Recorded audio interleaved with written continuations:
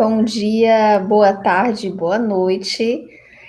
Estamos aqui de volta com nossa aula de empreendedorismo, Mundo dos Negócios, parte 2, tá? Então, na parte um dessa aula, nós entendemos um pouquinho sobre noções de mercado, né? Aprendemos o que é mercado.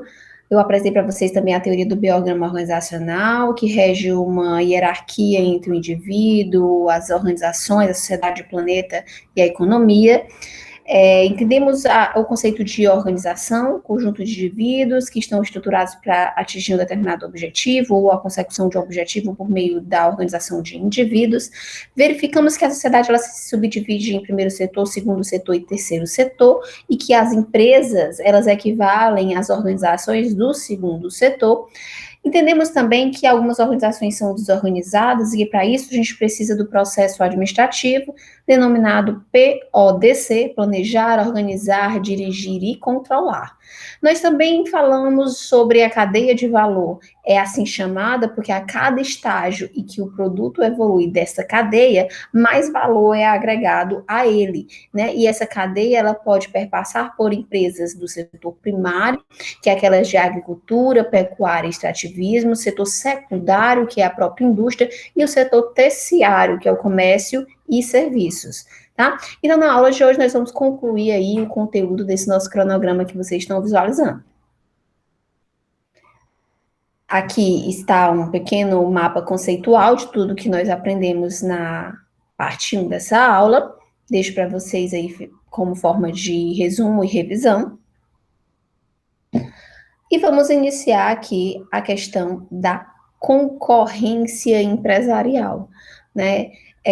O ambiente da empresa, ele é notoriamente um ambiente concorrencial, né? Na verdade, nem sempre foi assim, né? Nem sempre houveram tantas concorrências e nem sempre os empresários se deram conta que essa concorrência existia. Para isso, eu trouxe aqui um cenário de alguns momentos históricos que nós denominamos como revoluções industriais. Tá?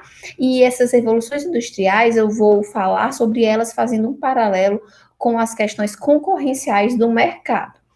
Só para resgatar, a gente já viu que mercado é baseado no tripé de empresas que concorrem entre si, consumidores, que são aquelas pessoas que fazem parte da sociedade, que consomem porventura aqueles produtos, e os órgãos do governo que regulamentam toda essa estrutura empresa versus consumidor, tá?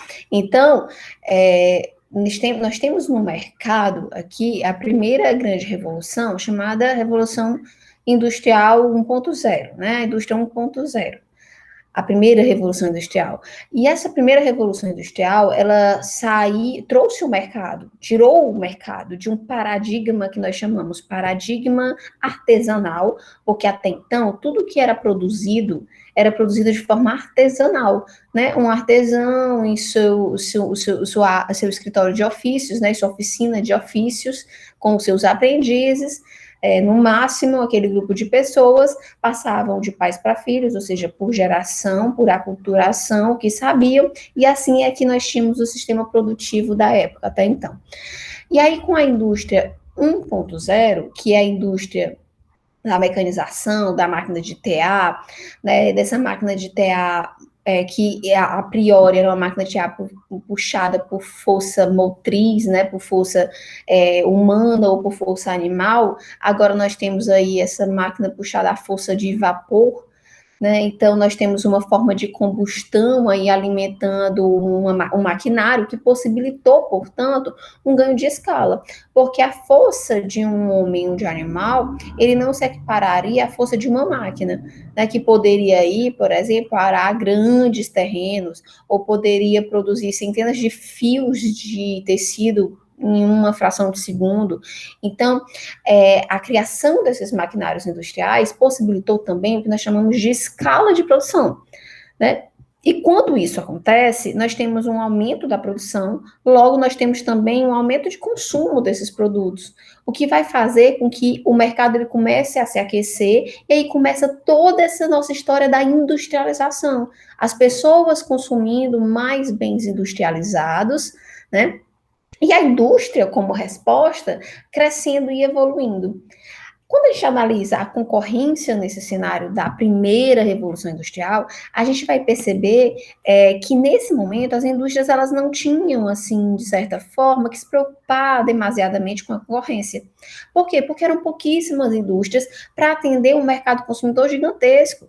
Eram milhares de pessoas querendo consumir esses bens e produtos industrializados e pouquíssimas indústrias produzindo.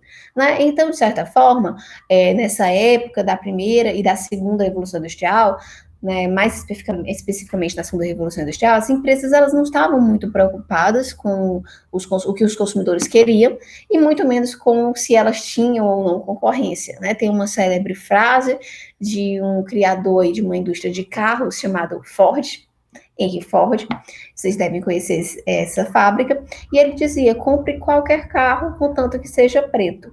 Essa frase dele representava, na verdade, uma ironia, porque naquela época a indústria dele e todas as outras, que eram quase nenhuma, só produziam carros pretos.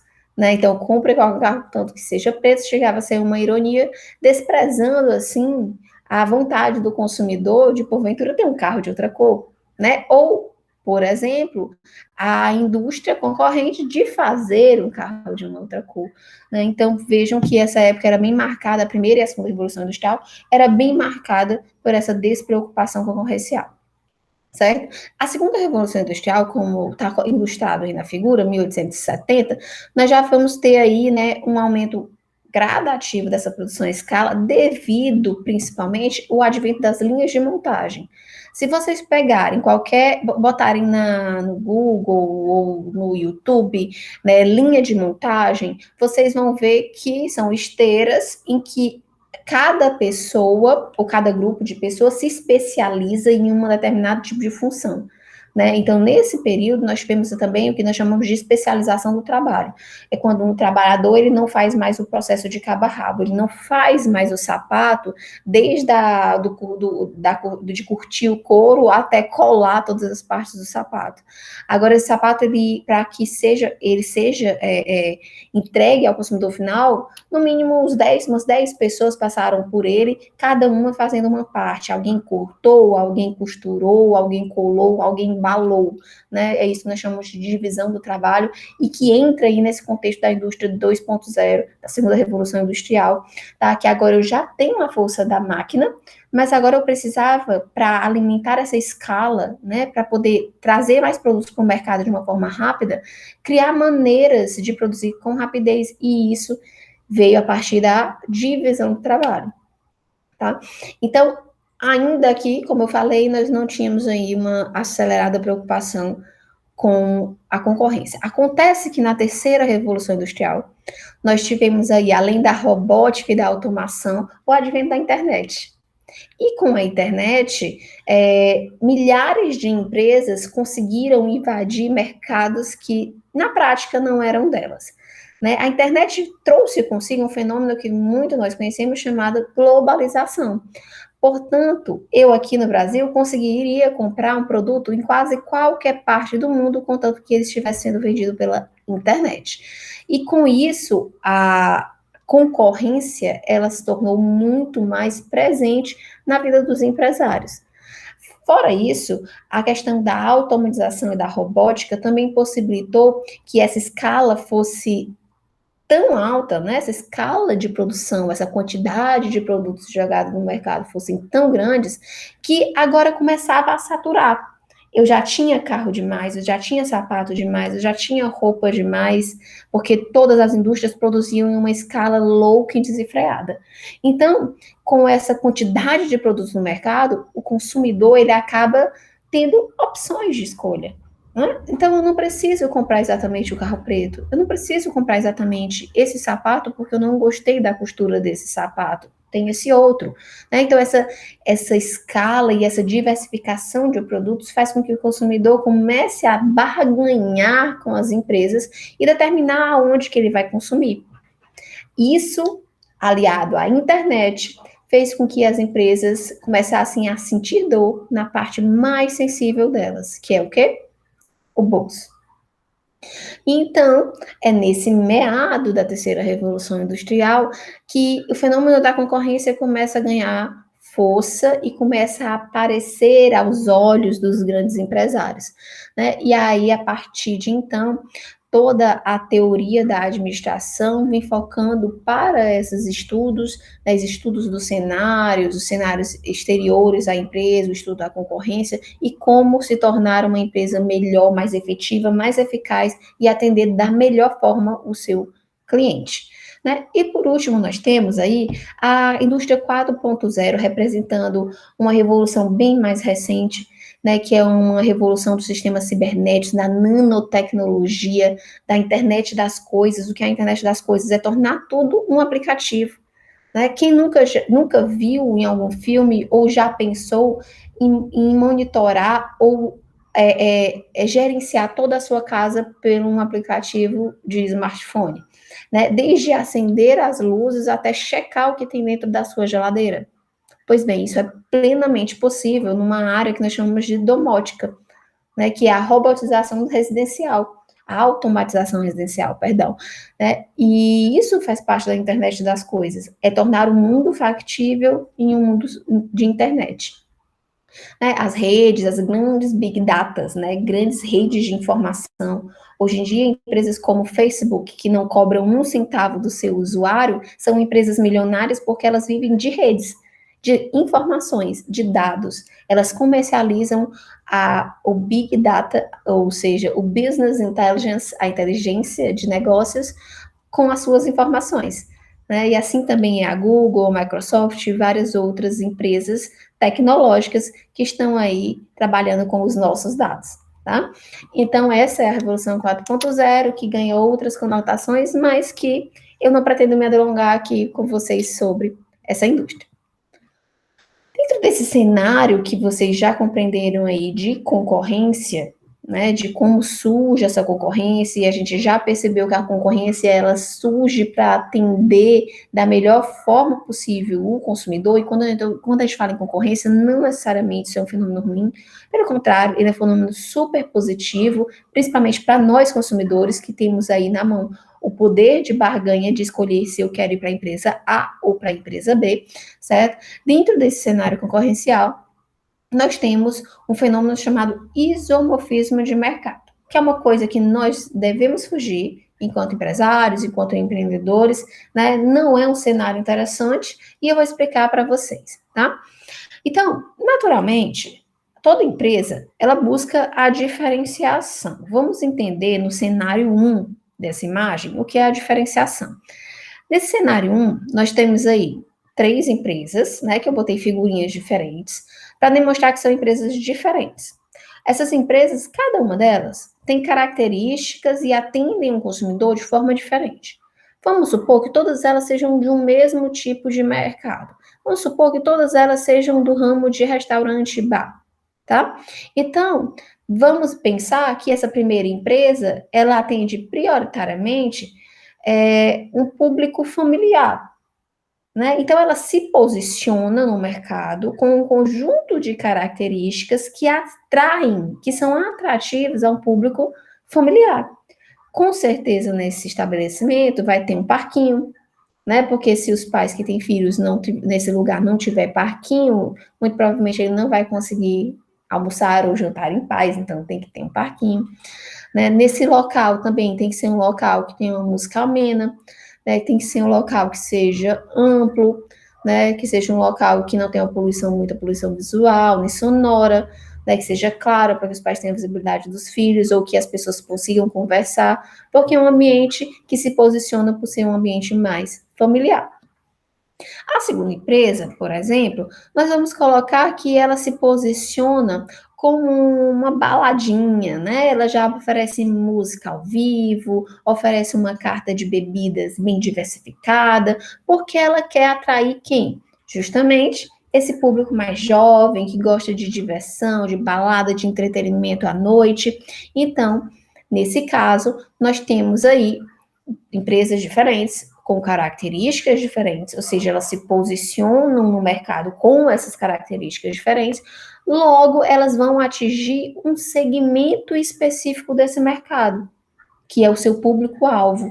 Cada empresa dentro do mercado, né? Agora nós estamos utilizando a palavra mercado como sinônimo de mercado consumidor, tá? Então, nós temos dentro desse mercado consumidor, né, vários tipos de pessoas com várias características.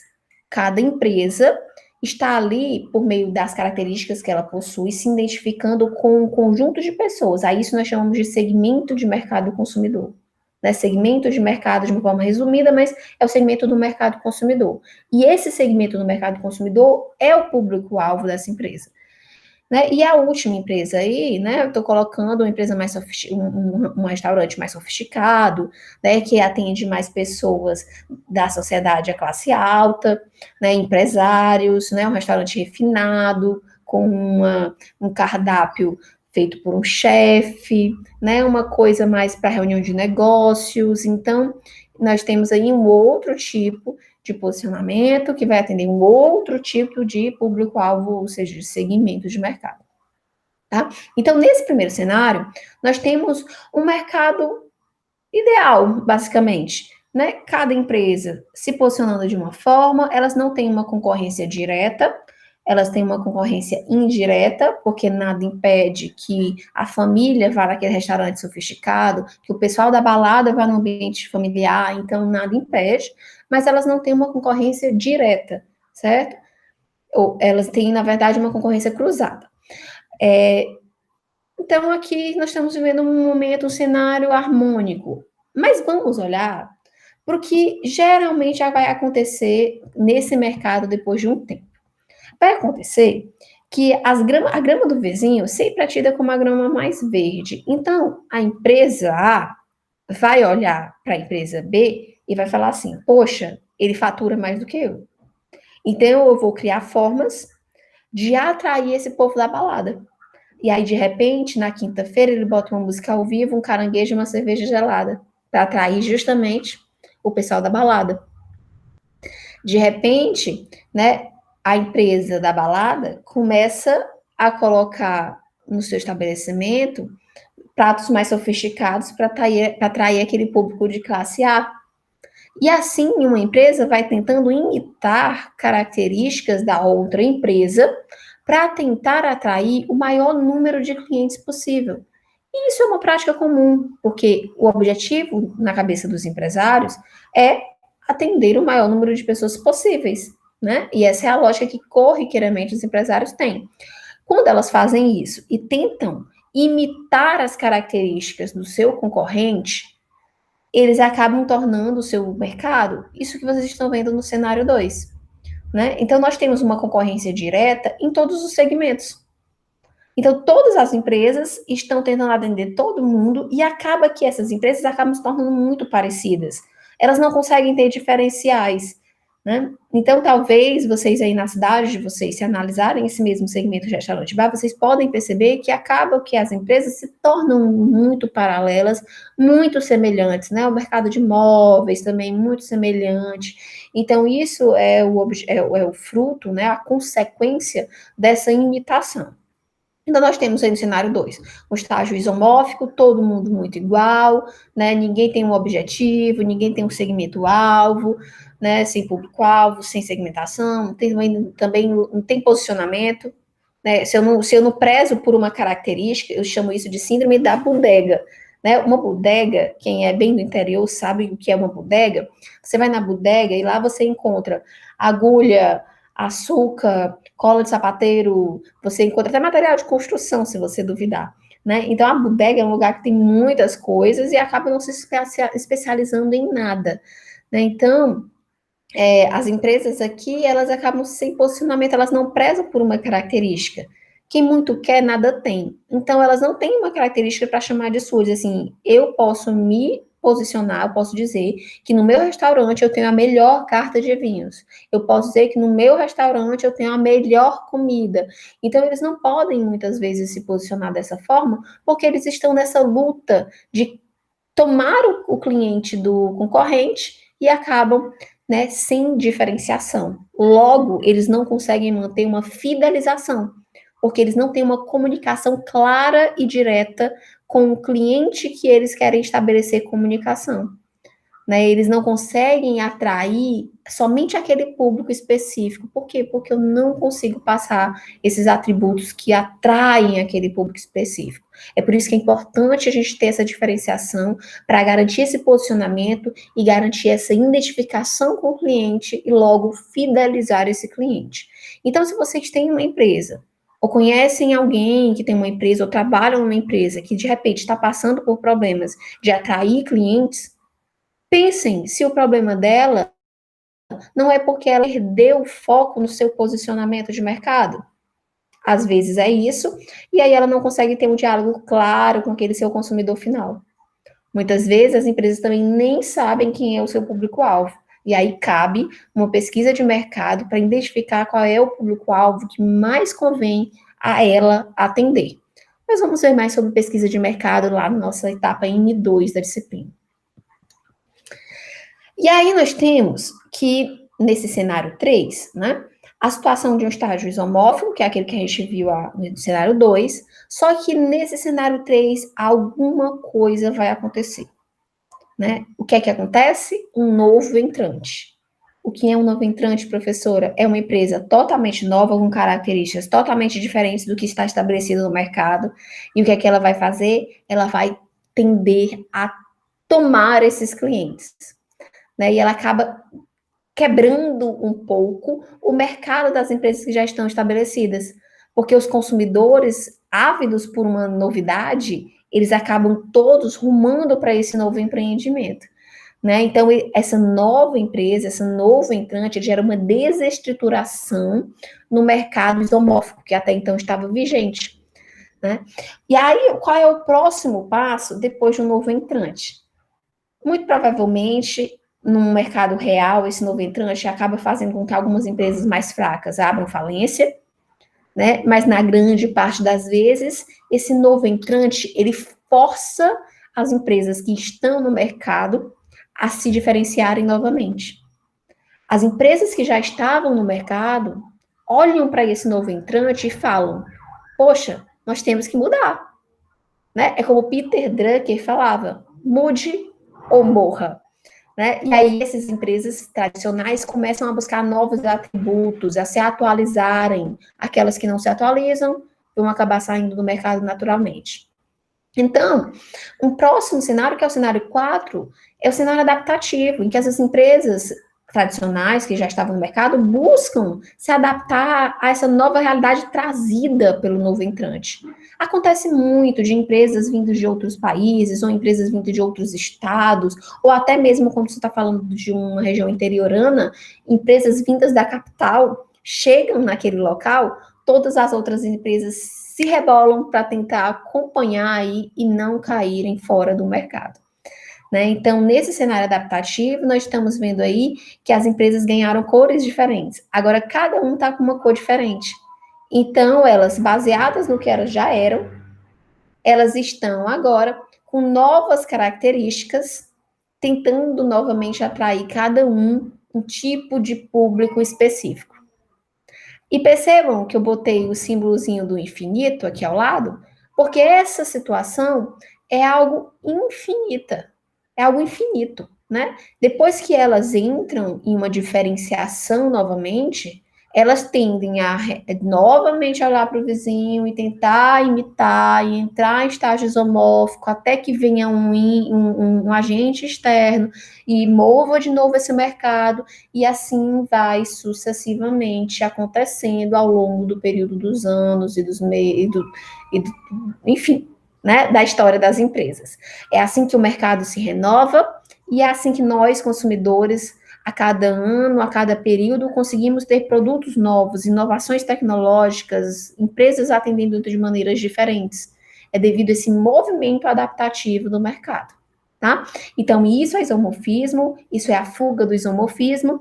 Espero que vocês tenham bem em mente essas palavrinhas: posicionamento, diferenciação, segmento de mercado, público-alvo, fidelização, certo? Lembre-se sempre dessas palavras, que são palavrinhas chaves no que nós vamos conversar ao longo da nossa disciplina. Ok? Se não entenderam muito bem, tenta voltar aí a videoaula e assistir novamente algumas explicações aqui de cada um desses 4 cenários. Mas nem tudo é competição. Às vezes nós temos a competition, né? Nem tudo é concorrência. Alguns momentos nós temos uma cooperação competitiva. Como é isso, professora? São empresas que são concorrentes, mas em que algum momento elas se aliam, né? Esse termo ele veio aí da teoria dos jogos, que é uma teoria bem bacana para explicar a dinâmica dos mercados. E ele diz que no mundo das empresas poderão existir 4 tipos de relacionamento, né? Dependendo da sua posição de mercado, que a gente acabou de ver o que é posicionamento de mercado, né? Pode existir a coexistência, que é aquele cenário 1, elas coexistem, elas não estão diretamente competindo, elas podem cooperar, elas podem competir, que é quando tem aquela concorrência cruzada, e existe a coopetição. A coopetição acontece quando elas são competidoras e, ao mesmo tempo, cooperam. Isso acontece, por exemplo, tá? Exemplo aqui da rede Uniforça de supermercados. Quem não conhece, é só vocês pegarem uma sacola de mercantil e olharem ali que vai ter um conjunto de empresas que formam uma rede. Qual é a finalidade dessa rede? A finalidade disso é fazer com que, juntas, essas empresas que eram pequenininhas, elas consigam comprar em quantidade numa rede fornecedora, né? E aí, dessa forma, sai mais barato, né? Comprar toneladas e toneladas de arroz. E aí, quando esse produto chega, eles dividem aí nos mercantis menores. Então, eles, apesar de serem concorrentes, eles se unem para conseguir um preço menor e mais justo, né? Isso é um exemplo de competition, tá? E aqui, para finalizar, galerinha, essa parte 2 é bem rapidinha. Para finalizar, eu vou deixar com vocês aí essas questões, né? De empreender para quê? Depois que a gente explicou aí todas as acepções de empreendedorismo, eu vou deixar vocês pensarem um pouquinho sobre por que do empreendedorismo. Né? Geralmente a gente empreende para criar empresas, a gente empreende para gerar postos de trabalho, a gente empreende para gerar renda, renda não só para você, mas renda para a sociedade, porque ao passo que você gera postos de trabalho, você gera salário. Quando você gera salário, você faz com que dinheiro circule naquele estado, naquele município, naquela localidade. Você também gera impostos e taxas, que é também uma forma de geração de renda, que cada empresa paga taxas e impostos. Né? Circulação de capital, que foi o que eu acabei de falar, e também melhoria na qualidade de vida da população. Porque uma empresa que vem, além de postos de trabalho, ela também traz produtos e serviços diferenciados. Né? Então, se antes eu não tinha um shopping na minha cidade e veio o primeiro shopping, eu vou ter aí uma qualidade de vida, porque eu não vou mais precisar necessariamente viajar para a capital para comprar produtos que agora eu posso comprar ali próximo a mim. Né? Então, o desenvolvimento comercial de uma determinada localidade, ele também traz melhoria na qualidade de vida. E agora que a gente já falou da importância de cunho pessoal e de cunho econômico do empreendedorismo, vamos voltar para os conceitos de empreendedorismo e ver se a gente compreende aqueles conceitos que a gente leu no início dessa aula, tá? Vamos comigo. Empreender é promover a destruição criativa. Vocês lembram quando o novo entrante entra no mercado isomórfico, o que é que ele faz? Ele mexe com todo o mercado, algumas empresas abrem até falência. Então, eu estou destruindo uma parte do mercado, mas com o objetivo de criar inovações, criar coisas novas. Então, empreendedorismo é isso. Eu destruir coisas velhas para criar coisas novas. Schumpeter chama isso de destruição criadora. É promover a destruição criativa através da introdução de uma novidade em produtos e serviços, na criação de novas formas de organização, ou seja, novos tipos de empresa.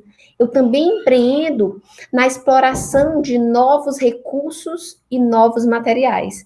Então, muitas vezes, eu não vou empreender criando uma empresa totalmente nova, mas de repente eu tenho uma empresazinha de sorvete e eu crio um novo sabor de sorvete.